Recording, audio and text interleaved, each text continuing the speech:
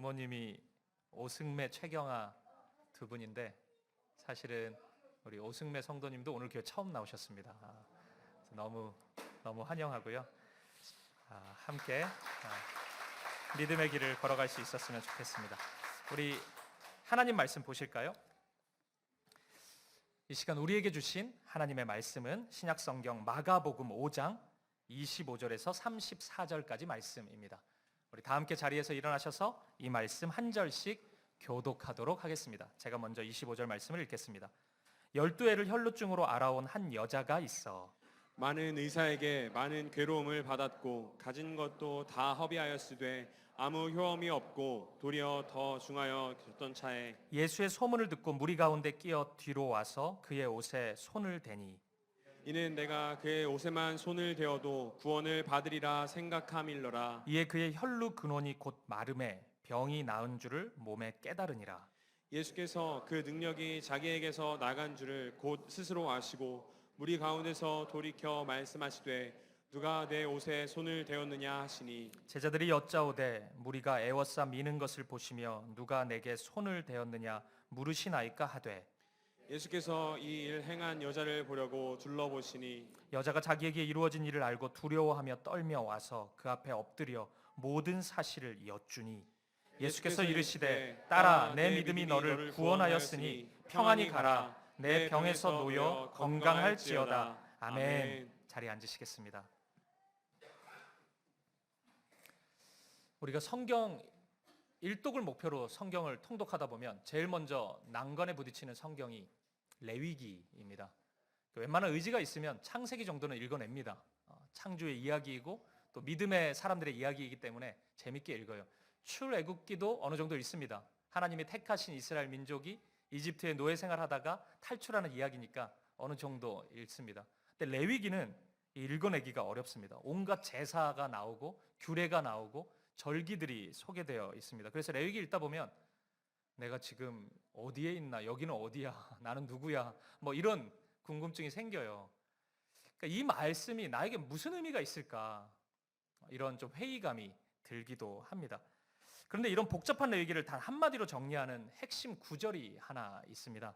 그것이 레위기 19장 2절 말씀입니다. 우리 이 말씀 같이 한번 읽어볼까요?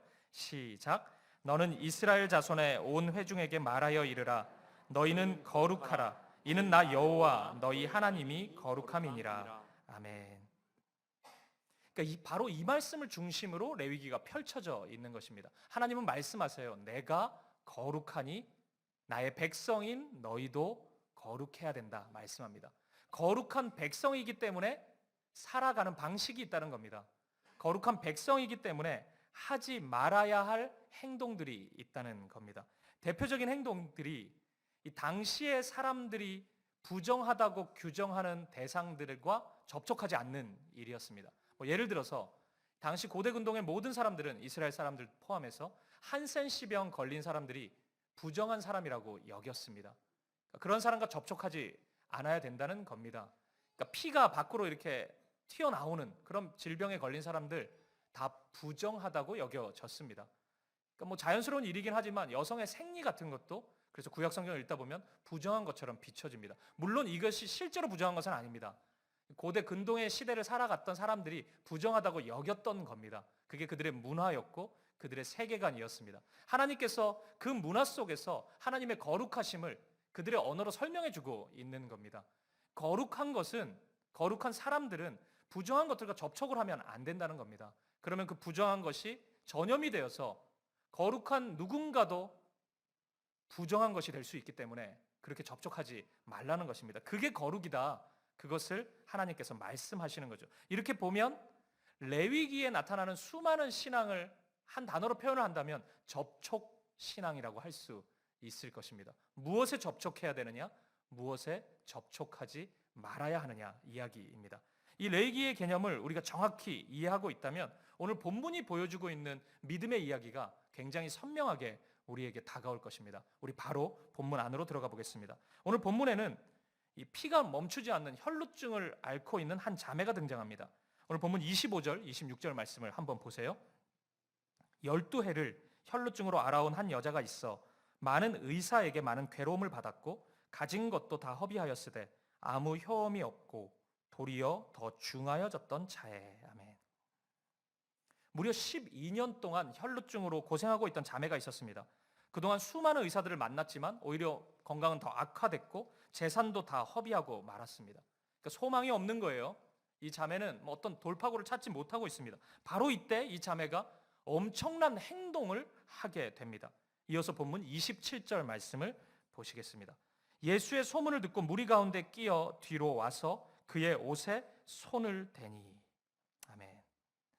그러니까 이 27절 한 구절에는 이 여인의 굉장히 이상하고 독특한 두 가지 행동이 담겨져 있습니다. 첫 번째는 이 여인이 많은 사람들이 모여있는 군중 속으로 나타났다는 겁니다. 우리가 지금 레위기의 말씀을 살펴본 것처럼 혈루증은 부정한 질병입니다. 부정한 사람이에요. 그래서 이 사람은 격리되어야 합니다. 사람들 앞에 나타나면 안 돼요. 그러면 그 사람과 접촉한 수많은 사람들이 부정한 사람들이 되기 때문에 다 격리될 수밖에 없습니다. 그렇기 때문에 이런 사람은 군중들 앞에 나타나면 안 됩니다. 함부로 그럴 수 없는 사람입니다. 그런데 그런 여인이 사람들 앞에 나타나게 된 것입니다. 굉장히 독특한 일이 벌어진 것입니다. 근데 두 번째는 더 심각해요. 무리 속에 나타난 것만 해도 엄청난 사건인데 거기에서 그치지 않고 예수님의 옷에 손을 댄 것입니다. 그러니까 접촉이 일어난 거예요. 레위기의 공식대로라면 어떤 일이 벌어진 겁니까? 예수님이 부정한 사람이 된 것입니다. 접촉이 일어났기 때문에 예수님도 부정한 존재가 된 거예요. 지금 엄청난 일이죠. 이 여인이 무슨 생각으로 이런 행동을 했을까요?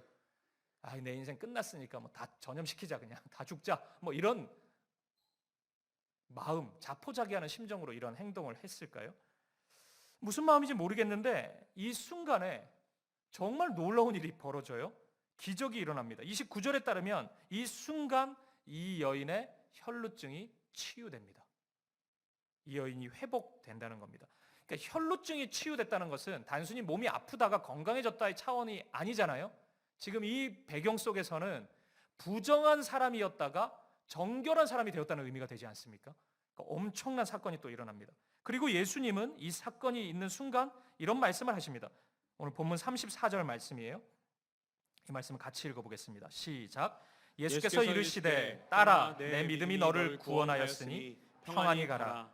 내 병에서 놓여 건강할지어다. 아멘. 예수님의 말씀이 더 이상하죠.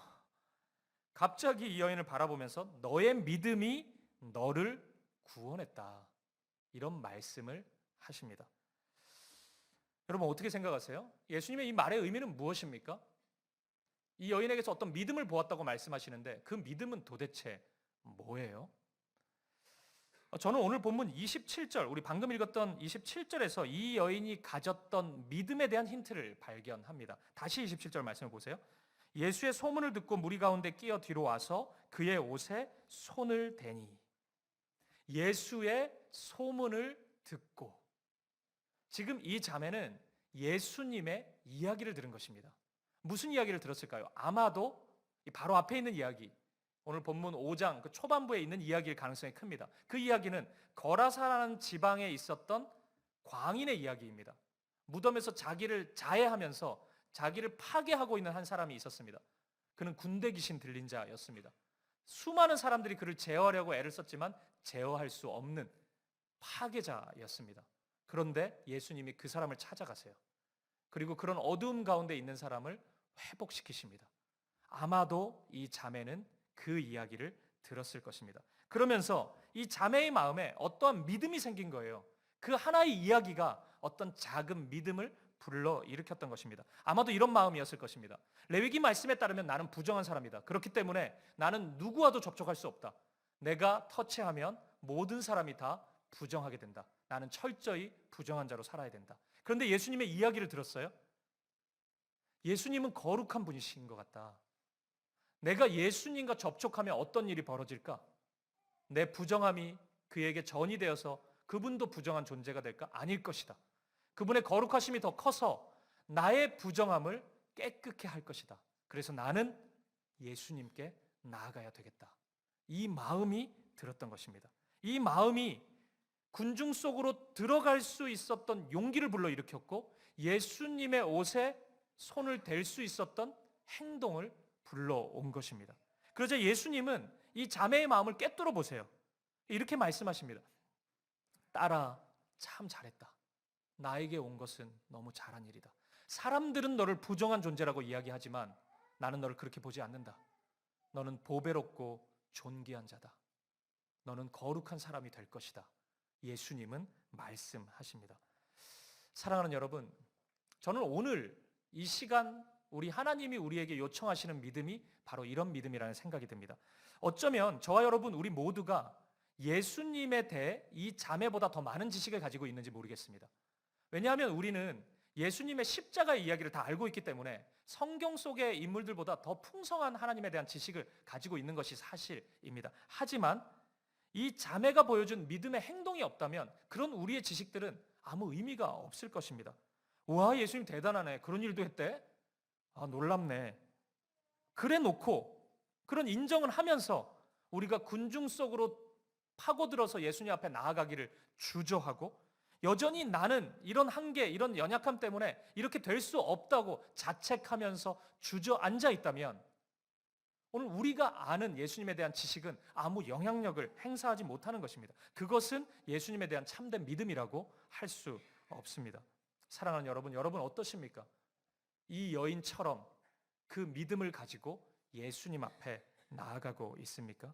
혹시 이 여인에게 있어서는 자신의 처지와 현실이 그리고 수많은 군중들의 바라보는 시선이 장애물이었는데 오늘 여러분이 이런저런 이유로 이런저런 환경과 현실의 문제로 주님 앞에 나아가지 못하고 있습니까? 기억하십시오. 여러분이 처해 있는 그 어떤 현실보다 우리 주님이 더 크십니다. 여러분이 가지고 있는 어떤 이유들보다도 그 상황들보다도 우리 주님이 훨씬 더 크신 분이십니다. 우리 주님이 문을 열면 닫을 자가 없으십니다. 그리고 우리 주님이 우리의 길을 막아서시고 문을 닫으시면 그 어느 누구도 열 자가 없습니다. 주님과 접촉하면 그 누구라도 그 어떤 존재라도 그 어떤 상황이라도 현실이라도 하나님의 생명으로 가득 넘치게 됩니다. 그 은혜를 소망할 수 있는 우리였으면 좋겠습니다. 여러분, 예수님이 이 땅에 오셔서 인간으로서 이 땅에서 사역하실 때는 그 모습은 굉장히 독특한 면이 있어요. 그것은 자꾸만 그 부정하다고 여겨지는 죄인들을 예수님이 찾아다니신다는 것입니다. 왜 그러셨을까? 우리가 생각해 볼 수 있는데 그 이유를 오늘 본문에서 찾을 수 있습니다. 그것은 그 죄인들이 보다 더 쉽게 예수님과 접촉할 수 있도록 하기 위해서였습니다. 죄인들은 장애물이 많습니다. 주님 앞에 나오지 못할 여러 가지 이유들이 있습니다. 죄인이기 때문입니다. 그들이 나올 수 없는 현실이기 때문에 주님이 찾아오시는 것이에요. 주님이 친히 오시는 겁니다. 주님이 그렇게 삭개오를 찾아오셨습니다. 주님이 그렇게 오늘 이 자매를 찾아오셨습니다. 그리고 주님이 그렇게 오늘 저와 여러분을 찾아오십니다. 오늘 이 예배 가운데 주님이 우리를 만나시기 위해 우리에게 오십니다. 주님과 접촉할 수 있기를 바랍니다. 주님의 손을 붙잡을 수 있기를 바랍니다. 그분으로부터 생명을 경험할 수 있기를 바랍니다. 그분의 거룩하심이 나의 거룩함이 되는 경험, 그분의 생명이 나의 마음과 나의 삶을 인도하는 그 경험을, 그 은혜로운 경험을 누릴 수 있는 저와 여러분 되기를 간절히 축복합니다. 그러면 여러분 궁금증이 생겨요. 주님과의 접촉으로 거룩해진 이 자매는, 이 여인은 어떤 삶을 살아갔을까요? 물론 오늘 본문에는 그 내용이 소개되어 있지 않습니다.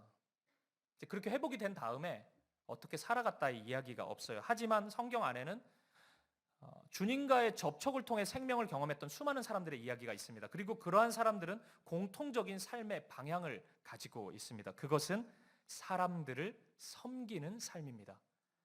하나만 우리가 찾아보도록 하겠습니다. 우리 말씀 마가복음 1장 31절 말씀을 읽어보겠습니다. 같이요. 시작. 나아가사 그 손을 잡아 일으키시니 열병이 떠나고 여자가 그들에게 수종되니라. 수종되니라. 아멘. 네.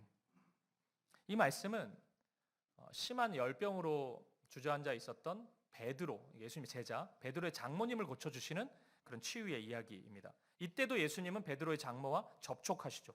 손을 잡아 일으키시잖아요. 그냥 말만 하지 않으시고 접촉을 하십니다. 그리고 주님의 생명이 이 여인에게 흘러가요. 회복이 일어납니다. 그리고 그 다음에 이 여인의 모습을 소개하고 있습니다.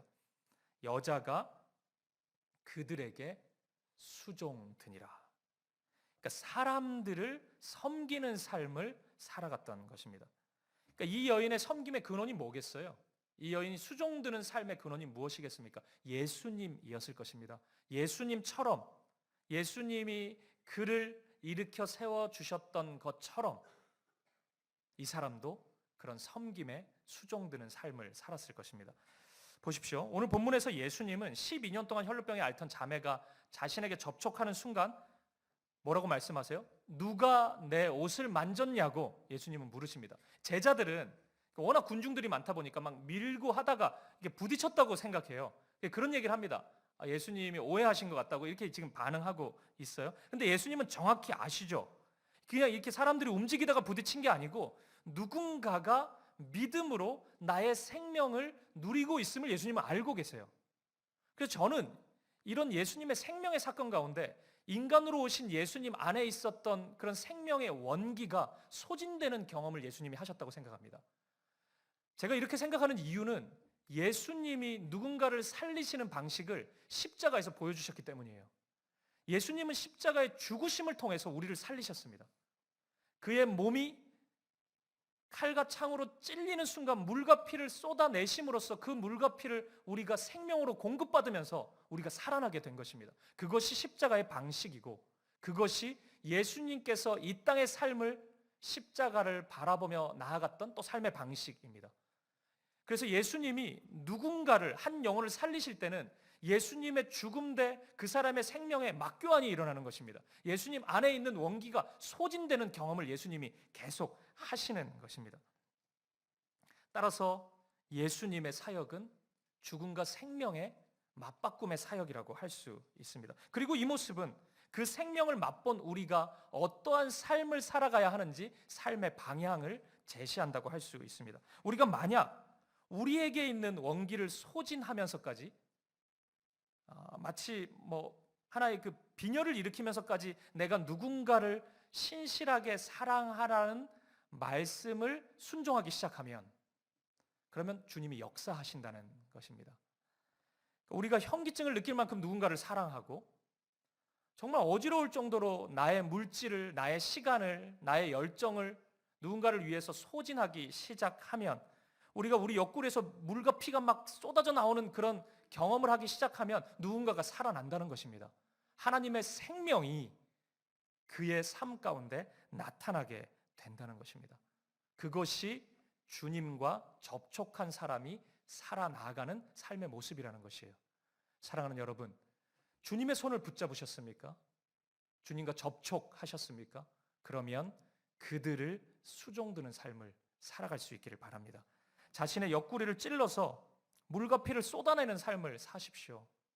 여전히 누군가의 물과 피를 받아만 먹는 그런 삶은 생명의 삶이라고 할 수 없습니다. 그 피 먹는 삶은 드라큘라잖아요. 그거는 성도의 삶이 아닙니다. 예수님은 그런 식으로 자신의 생명을 보여주시지 않았습니다. 그런데 우리는 그런 생명의 삶을 살 수 있어요. 왜냐하면 우리는 주님의 생명을 맛본 자이기 때문입니다. 여러분이 지난 한 주 제가 삶을 다 모르지만 매우 불신자스럽게 살아갔을 가능성도 있어요. 하지만 그럼에도 불구하고 오늘 주님의 소망이 저와 여러분에게 있는 이유는 이 세상에 있지 않고 교회에 있는 이유는 우리가 주님과 접촉했던 사람이기 때문입니다. 그 생명이 우리 안에 흘러 들어왔고 우리는 그 생명이 무엇인지 알기 때문에 우리에게 소망이 있는 것이에요. 우리가 그 삶을 살 수 있는 것입니다. 나의 것을 내어주고 누군가를 살리는 삶을 우리는 살아갈 수 있는 것입니다. 우리 대한민국 땅에서 그러한 섬김과 헌신, 자기를 내어주는 삶을 살았던 사람들은 너무나 많습니다. 제가 한 분을 좀 그중에 소개하고 싶습니다. 지금으로부터 정확히 111년 전에 이 대한민국 땅에 선교 사역을 위해 온 한 자매님이 있습니다. 엘리자베스 셰핑이라는 그 서서평이라는 우리 한국 이름을 가진 선교사님입니다. 그러니까 이분은 독일인 출신인데 미국인 간호사였어요. 그러니까 1912년 32살의 나이에 조선으로 왔습니다. 수많은 연약한 이들을 돌보다가 이 땅에서 죽음을 맞이했습니다. 이 기록을 보니까 이분의 마지막 인생에서 병들고 버려진 조선의 고아 14명을 거두고 한센시병 걸린 환자들, 과부들을 먹이고 돌보다가 영양실조로 54세의 나이에 하나님의 부름을 받았다고 해요. 그러니까 무슨 이유인지 모르겠는데 이분이 한국교회에 잘 알려지지 않았습니다. 한 10여 년 전부터 이제 선교를 연구하는 분들에 의해서 이분의 자료들이 공개되고 소개되기 시작했습니다. 이분에 대한 연구를 오래 한 양국주 선교사님이 이런 고백을 하더라고요. 울먹이면서 이런 고백을 했습니다. 제가 한번 읽어드리겠습니다. 1934년 6월 서서평 선교사는 광주에서 만성 풍토병과 과로, 영양실조로 숨졌습니다. 그녀가 남긴 건 담요 반장, 동전 7전, 강냉이 가루 2호뿐이었습니다. 한 장 남았던 담요는 이미 반으로 찢어 다리 및 거지들과 나눴습니다. 시신도 유언에 따라 의학 연구용으로 기증됐습니다.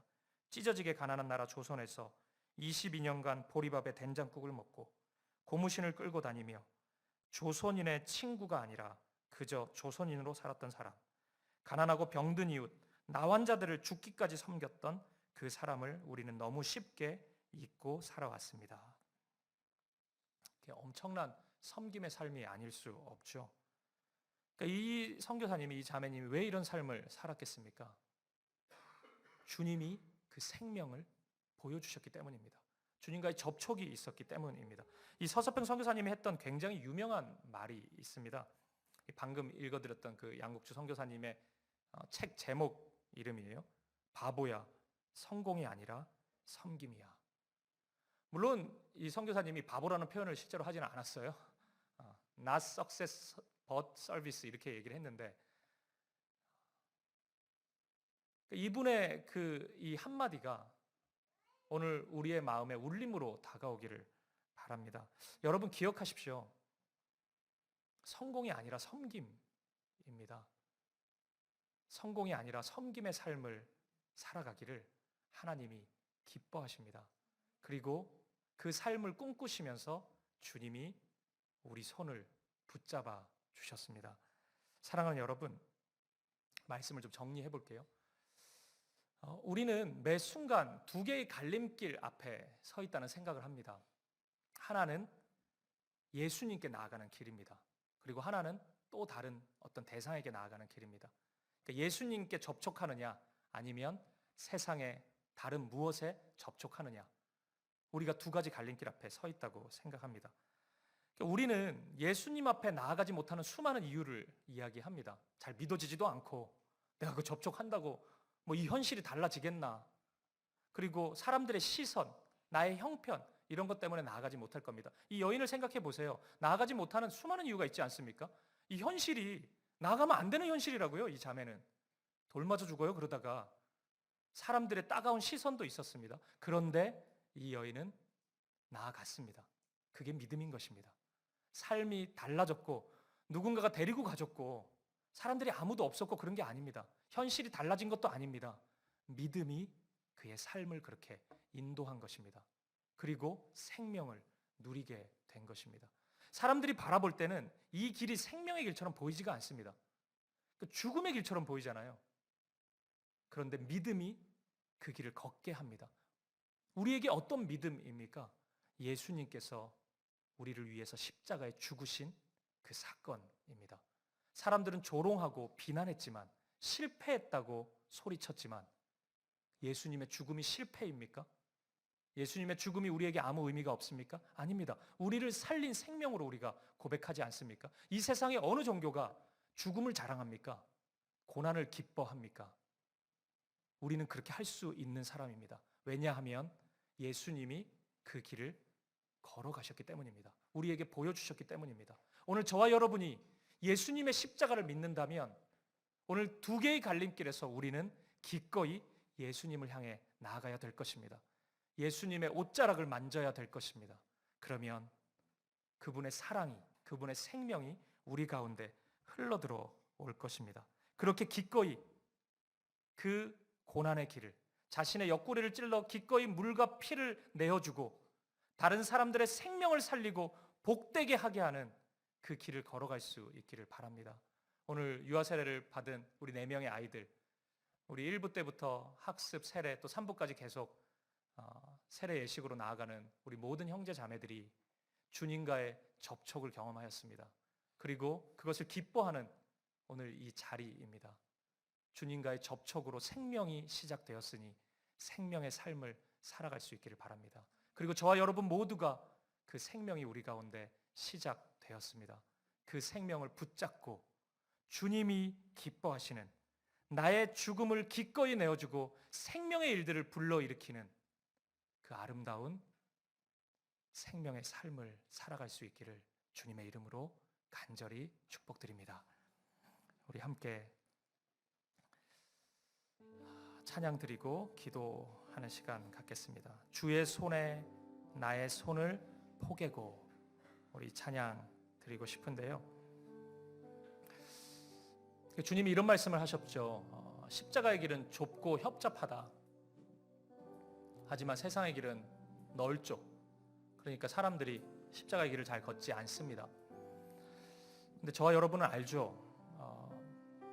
그 길이 생명의 길이라는 것을 압니다. 그래서 우리는 기꺼이 그 길을 걸어갈 수 있는 자입니다. 십자가가 생명이고 주님이 죽으심으로 우리를 살리셨습니다. 주님이 죽으심이 퍼포먼스가 아니잖아요. 실제 죽으셨잖아요. 실제 물과 피를 쏟으셨잖아요. 오늘 우리가 가지고 있는 이 생명의 많은 것들을 내어주기 시작하면 살아나는 것입니다.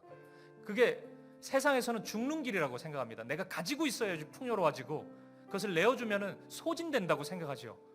하지만 그렇지가 않습니다. 그것이 다시 살아나는 것입니다. 죽어야 될 것들이 죽는 것입니다. 그러면 생명의 일들이 시작되는 것입니다. 여전히 그 생명을 맛보았음에도 불구하고 주님의 그 손에 내 손을 한 번 올리지 못하고 주저하고 있는 분들이 있다면 오늘 이 자매의 믿음을 기억하십시오. 그 군중들 사이로 뚫고 나아가는 그 용기, 그거 쉽지 않잖아요. 그리고 기꺼이 주님의 옷자락을 만지는 용기, 그 두려움을 뚫고 나아가는 그 용기, 오늘 우리에게 그 결단이 있기를 바랍니다. 오늘 우리가 한 달 동안 이 감사의 챌린지를 시작하는데 이게 하나의 프로그램이 아니라 실제로 이 감사 너머에 있는 그 근원이 되시는 예수님을 우리가 볼 수 있기를 바라고, 그 사랑을 발견할 수 있기를 바라고, 그 사랑 안에서 잃어버린 감사가 살아나고 그 생명의 일들이 우리 가운데 흘러넘쳐 누군가에게 강같이 흘러갈 수 있기를 바랍니다. 우리가 그것을 꿈꾸면서 이 찬양을 함께 드리도록 하겠습니다. 주 보혈 날 정결케 하고, 주 보혈 날 정결케 하고, 주 보혈 날 자유케 하니, 주 앞에 나 예배하는 이 시간 나의 모든 것을 주께 드리네. 주의 손 날 위에 찢기셨고, 주의 발 날 위에 박히셨으니 이제는 내가 사는 것이 아니요 오직 주를 위해 사는 것이라. 주의 손에 나의 손을 포개고, 주의 손에 나의 손을 포개고, 또 주의 발에 나의 발을 포개요. 나 주와 함께 죽고 나 주와 함께 살리라. 영원토록 주 위에 살리라. 주의 손에 나의 손을, 주의 손에 나의 손을 포개고, 주의 발에 나의 발을 포개요. 나 주와 함께 죽고 주와 함께 살리라. 영원토록 주 위에 살리라. 위에 살리라.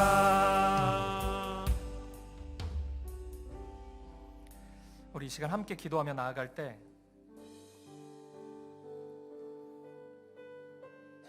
오늘 여러분의 삶 가운데 죽음의 기운, 그 어두움이 깃들여서 도무지 그 현실을 타개할 만한 방법을 찾지 못하고 있는 분이 있다면 오늘 주님 앞에 나아가시죠. 주님 앞에 나와서 주님의 손을 붙잡아 보십시오. 오늘 이 여인이 주님 앞에 나아갈 수 있었던 이 용기보다 더 우선된 것은 우리 주님이 찾아오신 것입니다.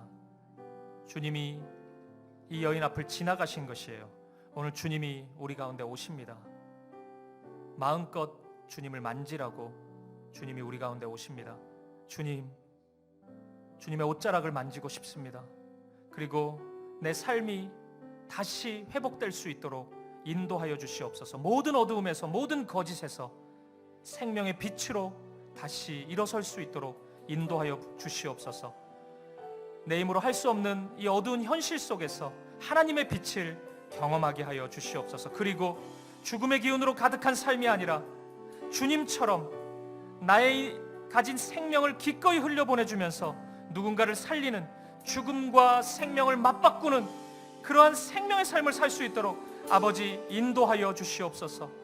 오늘 이 말씀을 통하여서 나의 삶이 변화될 수 있도록 믿음을 더하여 주시옵소서. 우리 기도 제목 가지고 한 마음과 한 뜻으로 기도하며 나아가겠습니다. 함께 기도하시겠습니다.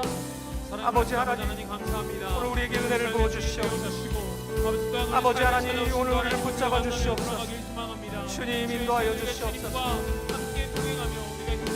주님, 오늘 주님 앞에 나아가지 못하는 현실과 상황 가운데, 아버지 두려움 가운데, 어두움 가운데 주저앉아 있는 성도님들이 오늘 주님 앞에 기꺼이 나아갈 수 있도록 인도하시고, 주님의 옷자락을 만지고 주님의 손을 만지고 주님으로부터 생명을 경험할 수 있도록 인도하여 주시옵소서. 모든 어두움이 떠나가게 하시고 삶 가운데 모든 주님 깨끗해 되어서 주님 앞에 거룩함으로 설 수 있도록 인도하여 주시옵소서. 죽음의 기운으로 가득한 삶을 붙잡아 주시고, 아버지 하나님, 주님의 보혈이 우리의 삶을 주님 생명으로 나아갈 수 있도록 아버지 인도하여 주시옵소서. 아버지 하나님, 은혜를 더하여 주시옵소서. 아버지 인도하여 주시옵소서. 우리의 삶을 회복시켜 주시옵소서. 주님 붙잡아 주시옵소서. 우리 다 함께 자리에서 일어나셔서 믿음으로 고백합시다. 주의 손에 나의 손을, 주의 손에 나의 손을 포개고, 주의 발에 나의 발을 포개어, 나 주와 함께 죽고 주와 함께 살리라. 영원토록 주 위에 살리라. 주의 손에 나의 손을 포개고, 주의 손에 나의 손을 포개고, 주의 발에 나의 발을 포개어, 나 주와 함께 죽고 주와 함께 살리라. 영원토록 주 위에 살리라. 주 위에 살리라. 살아계신 하나님,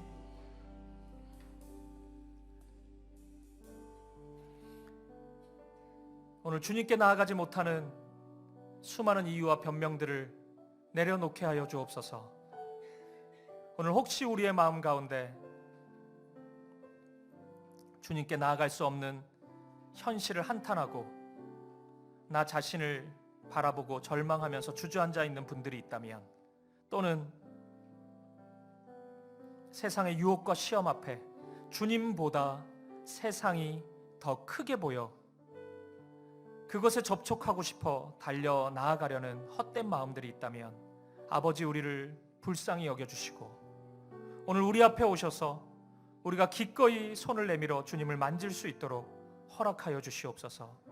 주님의 생명을 경험케 하여 주시옵소서. 우리 안에 있는 모든 어두움이, 모든 죄악이, 모든 헛된 마음들이 주님으로 인하여 변화됨을 경험케 하여 주시옵소서. 주님 생명이 시작되게 하시고 그 생명으로 일어서게 하시고 그 생명이 우리 가운데 가득 채워질 때 우리 또한 우리의 것을 아낌없이 내어주며 누군가를 살리는 삶을 살아가게 하여 주시옵소서. 기꺼이 나의 죽음과 그의 생명을 맞바꾸는 우리가 되게 하여 주옵소서. 하나님, 내 사랑하는 그 영혼이, 내 사랑하는 그가 회복되고 살아날 수 있다면 기꺼이 내 옆구리에 창을 꽂아 물과 피를 흘리는 삶을 살아가게 하여 주옵소서. 아버지, 그것이 나의 것을 잃는 삶이 아니라 더 풍성히 얻고 누리는 삶임을 보게 하여 주옵소서. 오늘 십자가 앞에서 그 확신과 그 믿음으로 나아가는 우리가 되게 하여 주옵소서. 오늘 유아 세례 받은 사랑하는 할인이 새벽이 영랑이 영서를 기억하여 주시고 이 아이가 주님을 향한 믿음으로 그러한 생명의 삶으로 살아가게 하시고 이 아이들이 자라서 곳곳에 서 있는 영역마다 주님의 생명의 일들이 아름답게 드러나게 하여 주시옵소서. 빛으로, 빛의 자녀들로 이 세상을 더욱 아름답게 비추는 하나님의 사람으로 자라가게 하여 주옵소서. 더불어 우리 각 가정에 우리의 모든 아이들이, 모든 자녀들이 그런 삶을 살아가게 하시고 이 교회에 있는 모든 청년들과 다음 세대들이 그 생명을 누리게 하시고 그리고 건강의 문제로, 물질의 문제로, 관계 속에서 이런저런 현실의 벽 앞에 죽음의 기운이 드리워 절망하고 있는 심령마다 그 생명을 누리게 하셔서 우리 또한, 나 또한 생명의 삶을 살아갈 수 있도록 인도하여 주시옵소서. 우리 사귐의 공동체가 그러한 생명의 공동체가 되게 하여 주옵소서. 그렇게 인도하실 주님을 찬양합니다. 감사와 찬양을 드리며 살아계신 예수 그리스도 이름으로 기도합니다. 아멘. 이제는 주 예수 그리스도의 은혜와 하나님 아버지의 사랑과 성령의 아름다운 사귐이 기꺼이 주님 앞에 달려가 주님께 접촉함으로 주님의 생명을 누리고 그 생명을 또다시 발산하며 생명의 삶을 살아가기 소망하는, 사랑하는 사귐의 교회 성도님들 머리머리 위에 이들의 가정과 자녀들과 이들의 인생의 걸음걸음마다 이제로부터 영원까지 함께 있을지어다. 아멘.